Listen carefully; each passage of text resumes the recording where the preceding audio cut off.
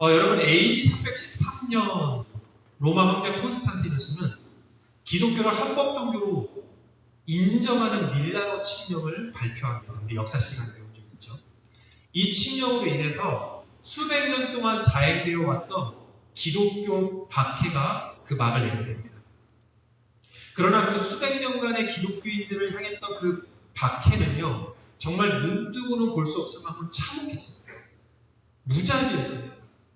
지금까지 남아있는 여러 역사 자료를 보면요, 그 박해는 여성, 아이, 노인 상관없이 행해졌고, 그 박해는 산채로 불에 태우거나 냉수에 먹잇감으로 던져서 찢겨지거나 머리가 잘리는 참수형 등으로 기독교인들을 무참하게 살해했습니다.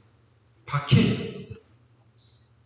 물론 그 참혹한 박해에도 불구하고 기독교는 어떻게 됐을까요? 성장했어요. 오히려 기독교인 인구는 더 많아졌습니다. 오히려 예수를 따르는 사람들은 더 많아졌습니다. 그런데 우리는 의문을 갖게 됩니다. 그런데 왜 세상 사람들은 그렇게 기독교인들을 탄압하고 미워했을까 하는 생각을 하게 되죠. 원래 기독교가 다신교를 숭배하는 로마인들과 다르게 유해신을 믿는 종교이기 때문이다라고 말할 수 있을 것 같아요. 그런데 생각해보면 유대교도 유해신을 믿잖아요. 이 유대교는 기독교만큼 박해를 받지 않았거든요. 그런데 왜 유독 기독교인들만 이렇게 박해를 받고 죽임을 당했을까? 여러 이유가 있지만요, 여러분, 대표적으로 기독교를 향한 거짓 소문과 오해가 많았기 때문입니다. 여러분, 인간은 어떻습니까? 참 소중한 존재죠. 우리가 고백했던 것처럼 귀중한 존재입니다. 하지만 반전은 우리가 죄성을 가진 존재라는 것입니다. 이런 존재임에도 불구하고 우리를 소중하게 여겨주시는 하나님의 은혜이지 우리는 근본적으로 죄성을 가진 존재입니다. 그래서 여러분, 우리는 진실의 여부에 상관없이 또 정의의 시험과 상관없이 그저 소문내기를 좋아하는 존재입니다. 잘못된 정보인지 확인조차 하지 않고 누군가를 비난하고 헐뜯는 것을 즐거워합니다. 그래서 인간은 절대 스스로 중립적이거나 합리적이거나 의롭지 않아요.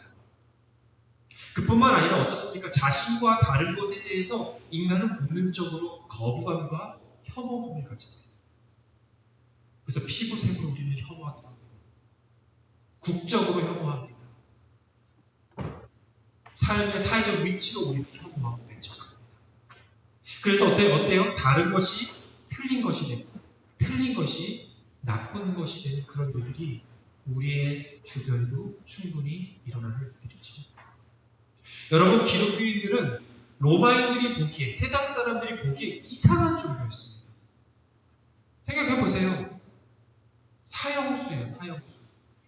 비참한 십자가형으로 죽은 사형수 예수를 하나님의 아들로 따르고 믿고 그가 부활했다고 증거하고 그의 가르침과 말씀을 세상 속에 막 열심히 전하는 거예요. 이상한 종교입니다. 또 예수님의 가르침은 어땠습니까? 당시 세상 사람들이 당연하게 여기던 육신의 정욕과 욕망을 쫓는 그런 세상의 가르침을 반대하는, 정반대의 방향으로 가르치는 종교였습니다.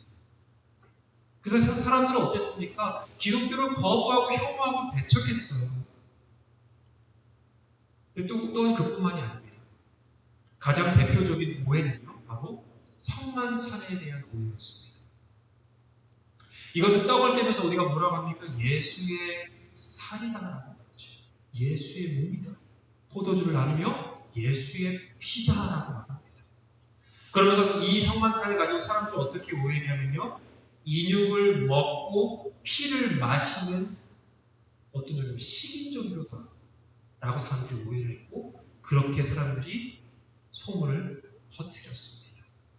사실의 여부보다 중요한 것은 흥미라는 인간의 본성처럼 사람들은 성만찬이 어떤 것인지 제대로 알지 못하면서 악한 소문을 내기 시작했던 것이죠. 그러면서 결국 사람들은 어떻게 생각해요? 기독교는 마땅히 없어져야 돼.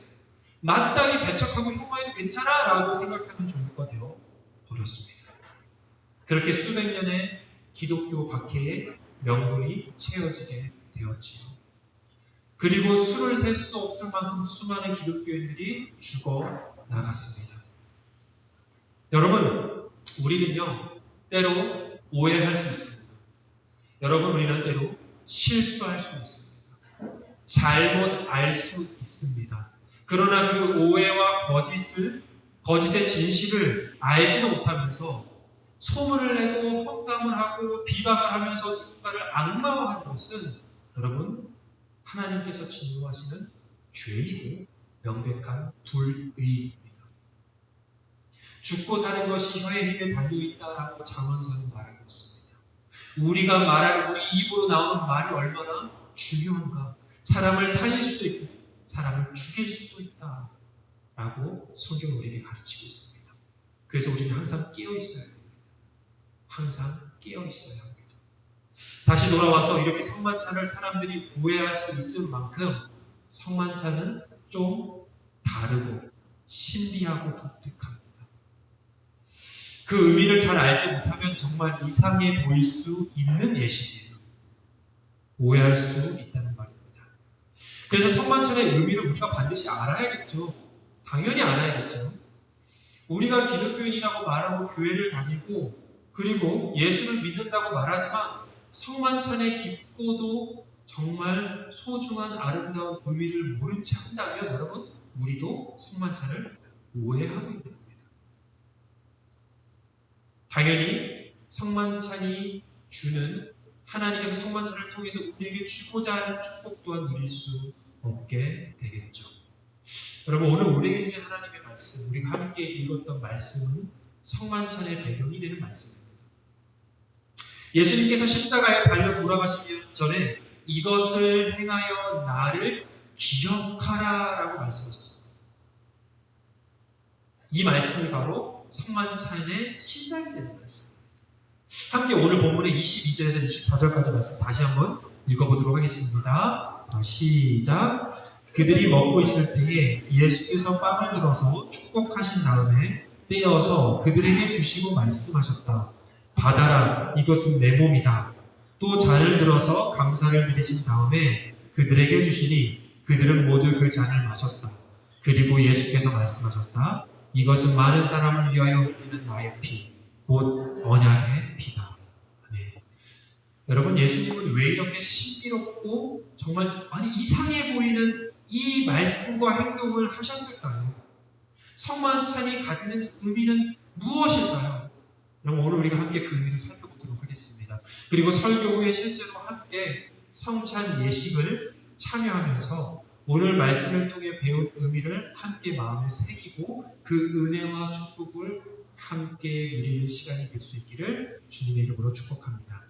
자, 그럼 성찬이 가진 의미를 함께 살펴볼게요. 여러분, 첫째, 성찬이 가진 의미는요, 당연하지만 성찬을 통해서 우리는 예수님이 누구인지를 기억합니다. 함께 누가복음 22장 19절의 말씀을 함께 읽어보겠습니다. 시작. 예수께서는 또 빵을 들어서 감사를 드리신 다음에 떼어서 그들에게 주시고 말씀하셨다. 이것은 너희를 위하여 주는 내 몸이다. 이것을 행하여 나를 기억하여라. 예수님의 명령입니다. 이것을 행하여 나를 기억하라. 누구를 기억해요? 예수님을 기억하라. 여러분, 예수님은 누구세요? 예수님은 여러분에게 누구십니까? 기억하라고 하셨습니다. 예수님이 누군지 기억하라. 예수님은 하나님과 인간 사이에 죄로 인해서 깨어진 그 관계를 십자가를 통해 연결하시고 회복하신 분이십니다. 절대 그 누구도 할 수 없습니다. 어떤 인간도 할 수 없습니다. 오직 예수님만이 할 수 있습니다. 그래서 우리는 예수님을 뭐라고 부릅니까? 길이요, 진리요, 생명이라고 부릅니다. 그분은 우리를 구원하신 구세주입니다. 그래서 예수님을 우리가 성찬을 통해서 기억하면서 예수님이 우리의 구세주이시다. 예수님을 통해서 내가 구원받았다. 내가 하나님을 만났다. 그렇게 우리가 기억하는 겁니다. 그런데 여러분, 단지 2000년 전에 십자가에 돌아가신 그 과거의 예수님만을 기억하는 시간이 아니라는 것을 기억해야 돼요.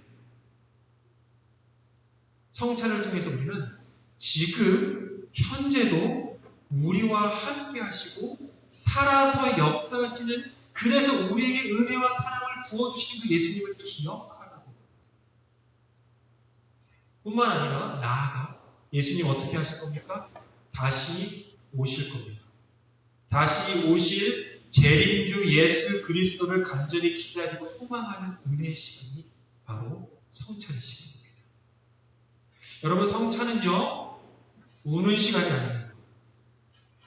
예수님 죽었어, 우는 시간이 아닙니다. 성찬은요, 잔치의 시간입니다. 성찬은 예수님의 죽으심을 생각하면서 우는 시간이 아니라 그분의 죽으심으로 인해 받은 구원을 함께 기뻐하고 함께 즐거워하는 잔치의 자리입니다. 동시에 성찬은 예수님께서 다시 오실 그 재림의 날에 이루어질 어린 양의 잔치잖아요. 그 잔치를 미리 체험하는 시간이에요. 그래서 신학자 톰 라이트는 성찬을 가리켜서 예수님의 식사를 기념할 때마다 예수님의 과거가 우리에게 달려오고 예수님의 미래가 우리를 만나러 온다라고 표현했습니다. 성찬 예식을 통해서 우리는 예수님을 만납니다. 2000년 전 우리를 위해 십자가에 달리신 그 예수님을 만납니다. 성찬을 통해서 지금 우리와 함께 우리의 삶 가운데 역사하시고 동행하시는 그 살아계신 예수님을 만납니다.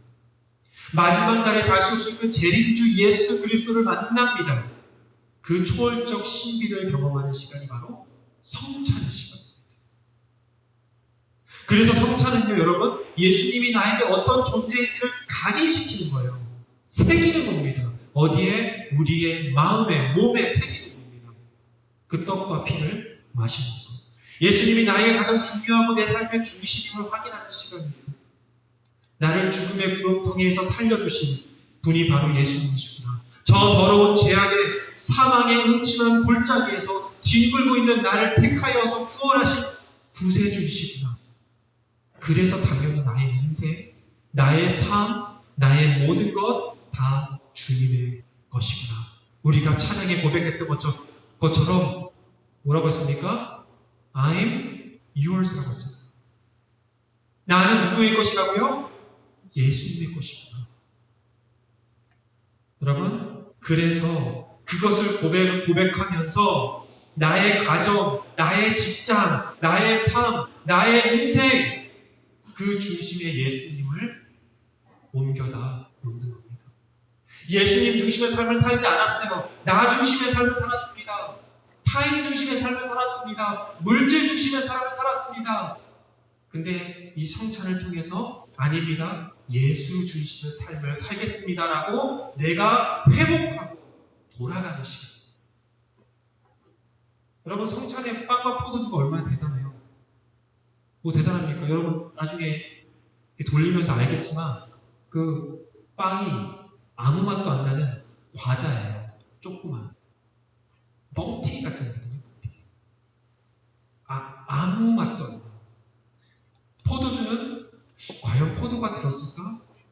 색깔만 보라색인가? 이런 포도주스를 마십니다. 이 과자와 포도주스가 대체 무슨 힘이 있겠어요? 아무 힘이 없습니다. 그러나 우리가 예수님을 기억하고 예수 중심의 삶으로 결단하고 나아가는 그 삶으로의 초대를 받을 때 비로소 그 과자와 포도주스가 주님의 몸이 되고 주님의 피가 되는 것입니다. 사랑하는 여러분, 우리는 예수님의 피와 살로 구원을 받은 존재입니다. 진노의 자녀에서 하나님의 자녀가 되었습니다. 영원한 사망에서 영원한 생명으로 옮겨졌고요. 예수의 사람이 되었습니다. 그 은혜를 기억하고 감사하며 오늘 성찬 예식을 통해서 우리가 예수 중심의 삶을 살아갈 수 있기를 주님의 이름으로 축원합니다. 둘째로 성찬은요, 예수님이 누구신지를 기억하는 시간뿐만 아니라 내가 누구인지를 기억하는 시간입니다. 내가 누구인가? 우리 조금은 길지만 요한복음 6장 53절에서 58절까지 말씀 읽어보겠습니다. 시작. 예수께서 그들에게 말씀하셨다. 내가 진정으로 너에게 말한다. 너희가 인자의 살을 먹지 아니하고 또 인자의 피를 마시지 아니하면 너희 속에는 생명이 없다. 내 살을 먹고 내 피를 마시는 사람은 영원한 생명을 가지고 있고 마지막 날에 내가 그를 살릴 것이다. 내 살은 참 양식이요 내 피는 참 음료이다. 내 살을 먹고 내 피를 마시는 사람은 내 안에 있고 나도 그 사람 안에 있다. 살아계신 아버지께서 나를 보내셨고 내가 아버지 때문에 사는 것과 같이 나를 먹는 사람은 나 때문에 살 것이다. 이것은 하늘에서 내려온 빵이다. 이것은 너희의 조상이 먹고서도 죽은 그런 것과는 같지 아니하다. 이 빵을 먹는 사람은 영원히 살 것이다. 아멘. 성찬의 시간은 우리 그리스도인들이 대체 어떤 존재인지를 자각시켜 줍니다. 여러분, 성찬은요, 우리가 예수님의 피와 살을 먹어야 참된 생명을 얻을 수 있는 존재임을 깨닫게 해줍니다. 예수의 생명은 지금의 나를 살리는 생명일 뿐만 아니라 나에게 영원한 생명을 주시는 겁니다. 즉, 부활 생명을 기억하고 선포하는 시간입니다. 여러분, 예수님 말씀하셨습니다. 예수님께서 나는 포도나무요 너희는 가지다. 그가 내 안에 내가 그 안에 있으면 그 사람은 많은 열매를 맺는다. 나를 떠나고서는 너희가 아무것도 할 수 없다. 누구든지 내 안에 있지 않으면 그 사람은 쓸모없는 가지처럼 버려져 말라 버린다. 여러분, 지금 우리의 육신이 잘 먹고 잘 살고 있다면 그냥 괜찮은가? 육신의 건강만 있으면 그냥 괜찮나? 인생에 어려움이 없으면 다 괜찮나? 여러분, 하나님의 말씀은 그렇게 말하고 있지 않습니다. 우리가 아무리 잘 먹고 잘 사는 것처럼 보여도요, 평탄하고 건강하게 잘 살고 있는 것처럼 보여도요, 예수님께서 주시는 생명이 없으면 우리는 죽은 존재다, 쓸모없는 존재다, 말라 비틀어져 버려지는 나뭇가지와 같은 존재다, 우리는 그냥 흙이고 먼지일 뿐이다 라고 주님의 말씀은 우리에게 전하고 있습니다. 여러분, 이것은 성찬을 통해서 우리가 이것을 기억하는 겁니다. 그래서 성찬 예식을 통해서 우리는 말씀이신 예수님, 그 생명의 말씀을 날마다 먹고 말씀 안에서 소망과 기쁨을 느끼며 주님의 말씀을 붙잡고 살아가는 인생을 살아야겠다.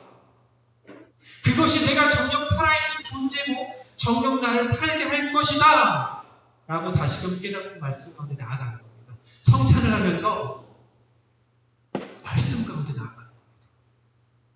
말씀이신 예수님을 먹고 살아가겠다. 여러분, 제가 예전에 한국에 있을 때요, 교회 집사님 권사님께서 주방 봉사를 하신다고 예배 중간에 자리에 일어나는 경우들이 덜어 있었어요. 그런데 이제 성찬식이 있는 날에는 그 권사님 집사님들이 성찬식을 꼭 하고 가야 돼, 꼭 성찬식을 해야 돼 하시면서 성찬식을 아주 중요하게 생각하시는 건 아주 좋았습니다. 아주 좋아요. 그런데 문제는 성찬식을 마치고 뭐로 합니까? 지금 우리는 반대로 성찬식의 의미를 알려드리고 성찬식을 하지만 보통은 일반적으로 성찬식을 하고 말씀을 보통 듣습니다. 성찬식을 하고 난 뒤에 말씀을 듣는 시간인데 딱 그때 일어나서 주방으로 가시는 거죠. 여러분, 성찬을 통해서 우리가 주님의 몸과 피를 마시면서 우리가 주님의 말씀으로 살아가야 하는 존재임을 깨닫고 그 말씀으로 나아가는 시간인데 정작 말씀을 듣지 않고 성찬 예식만 한다. 여러분, 이것은 모순적인 겁니다. 여러분, 성찬 예식을 통해서 우리는 말씀 가운데 나아가고 말씀을 더 사모해야 합니다. 저는 저와 여러분이 성찬 예식을 통해서 주님의 말씀을 더 사랑하게 되기를 축복합니다. 그 신령한 말씀의 젖을 간절히 사모하고 날마다 먹으면서 정녕 살아있는 자로, 영원한 생명을 살아가는 자로 이 땅을 살아가는 저와 여러분 되기를 주님의 이름으로 축원합니다. 자, 마지막으로 셋째로, 성찬의 시간은요, 예수님을 기억하고 나를 기억하고 그리고 바로 우리를 기억하는 시간입니다. 함께 고린도전서 11장 23절에서 26절까지의 말씀을 읽겠습니다. 시작. 내가 여러분에게 전해준 것은 주님으로부터 전해받은 것입니다. 곧 주 예수께서 잡히시던 밤에 빵을 들어서 감사를 드리신 다음에 떼시고 말씀하셨습니다. 이것은 너희를 위하여 내 몸이다. 이것을 행하여 나를 기억하라. 식후에 잔도 이와 같이 하시고서 말씀하셨습니다. 이 잔은 내 피로 세운 새 언약이다. 너희가 마실 때마다 이것을 행하여 나를 기억하여라. 네. 제가 아직 안 끝났군요. 죄송합니다. 그러므로 여러분이 이 빵을 먹고 이 잔을 마실 때마다 주님의 죽으심을 그가 오실 때까지 선포하는 것입니다. 네. 여러분, 이 말씀은 좀 친숙하지 않습니까? 굉장히 익숙하죠. 어떤 말씀이에요? 성찬 예식을 할 때 목사님께서 선포하는 멘트입니다. 굉장히 친근하죠. 그런데 이 말씀이 고린도전서 지금 11장이 나와 있는데 사도 바울이 이 말씀을 넣어놓은 이유가 있어요. 그게 뭐냐면 초대교회 안에서 문제가 일어났기 때문입니다. 고린도 교회에서 문제가 일어났기 때문입니다. 성찬. 여러분, 성찬은 되게 뭔가 좀 특별한 예식처럼 들리지만 원래 모형은 식사였어요. 식사. 성만찬이라고 하죠. 예수님도 식사를 하셨잖아요. 초대교회도 식사를 통해서 성만찬을 했습니다. 공동체 지체들과 함께 그리스도 안에서 신앙 안에서 즐겁게 식사를 나누는 것, 그게 성만찬이었어요. 그런데 어떤 문제가 있었냐? 이 고린도 교회 안에 대다수 교인들이 신분이 낮고 굉장히 가난한 사람들이 많았어요. 그런데 그 성만찬 시간에 그들을 소외시켰습니다. 비천한 신분의 사람들은요, 어떻습니까? 늦게까지 일을 하다가 늦게 왔습니다. 그런데 공동체 사람들이 그들을 기다리지 않고 배고프다면서 먼저 식사를 해버렸어요. 근데 더 문제는 그 사람들이 도착했을 때, 그러니까 이 가난한 사람들이, 비천한 사람들이 교회에 왔는데 그 성만찬에 참여도 못하는데 음식도 없어요. 다 먹어버려요. 그게 끝이 아닙니다. 심지어 먼저 음식을 먹은 사람들이 막 포도주를 막 너무 들이켜갖고 취해갖고 그 가난한 사람들을 조롱하고 그 사람들에게 찬피를 주는 일까지. 여러분, 세상 속에서 가난하다고 비천하다고 노예라고 천대받고 손가락질받고 함부로 대우를 받는 것도 서러운데 여러분, 교회에서까지 그런 대우를 받는다면 이게 얼마나 슬픈 일입니까? 세상은 그렇다 치더라도 교회 안에서까지 그러면 안 되지 않겠습니까? 결국 이 일은요, 교회 안에 굉장히 큰 분쟁이 되었습니다. 그렇게 되자 사도 바울이 이 성찬의 의미에 대해서 고린도 교인들에게 깨닫게 해주기 위해서 고린도전서 11장 말씀을 전해준 거예요. 여러분, 성찬을 의미하는 영어 단어가 있는데 영어 단어 중에 하나는 커뮤니언이라는 말이 있습니다. 이 단어의 뜻은 사실 교제, 친교입니다. 즉 성찬은요, 예수님의 피와 살을 통해서 내가 구원을 받았어 에서 멈추는 게 아니라 우리가 함께 그 피와 살로 구원을 받았어로 가는 겁니다. 우리가. 그래서 고린도서 10장 16절에서 17절의 말씀이 이렇게 증거합니다. 함께 읽겠습니다. 시작. 우리가 축복하는 축복의 잔은 그리스도의 피에 참여함이 아닙니까? 우리가 떼는 빵은 그리스도의 몸에 참여함이 아닙니까? 빵이 하나이므로 우리가 여럿일지라도 한 몸입니다. 그것은 우리가 모두 그 한 덩이 빵을 함께 나눠 먹기 때문입니다. 성찬은요, 그리스도의 몸과 피를 함께 먹고 마시면서 참여하는 모든 사람이 그리스도 안에서 한 몸이 되는 겁니다. 하나가 되는 자리입니다. 사회적 위치, 경제적 형편, 인종, 나이, 성별과 상관없이 성찬을 통해서 우리는 하나가 되는 거고요. 그 성찬을 통해서 우리가 하나라고 선포하는 겁니다. 초대교회는 성찬을 통해서 차별의 벽과 분열의 벽을 허무려고 했습니다. 그래서 성찬을 통해서 온전한 하나의 공동체로 회복하고 이기심과 욕심을 버려버리고 그리스도의 말씀을 따라 서로 나누고 섬기는데 헌신하는 공동체로 성장해 왔습니다.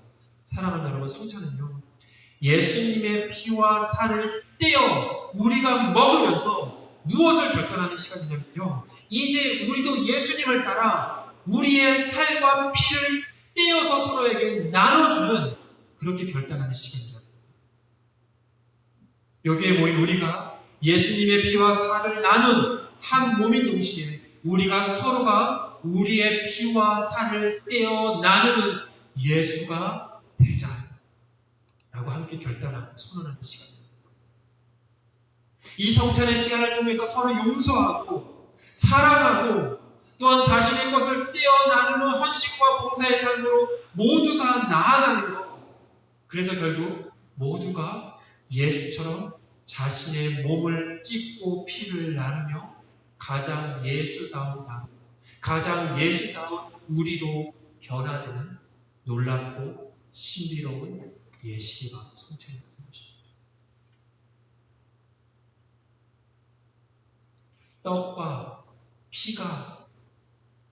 떡과 피가 예수로 변하는 것이 아니라 예수님의 피와 살이 되는 게 아니라 우리가 서로 우리의 몸을 떼고 우리의 피를 서로에게 나눌 때 우리가 예수가 됩니다. 그런데 그것은요 단지 우리 교회 공동체만에 국한된 이야기입니다. 예수의 피와 살을 먹고 마시는 모든 교회 공동체가 나의 형제이고 나의 자매이고 나의 몸이라 여기면서 우리 모두가 우주적 교회의 1월임을 기억하는 시간이다. 그래서 우리 동네 옆에 있는 교회는 지구 반대편에 있는 교회는 상관없이 나와 예수의 피와 살을 나눈 형제임을 우리가 기억하는 겁니다. 여러분 제가 보스턴에 15년 전에 처음 왔을 때 선교사로 처음 왔을 때 이 보스턴 안에 교회들이 함께 연합하는 사역을 좀 많이 하면 좋겠다라는 생각을 했습니다.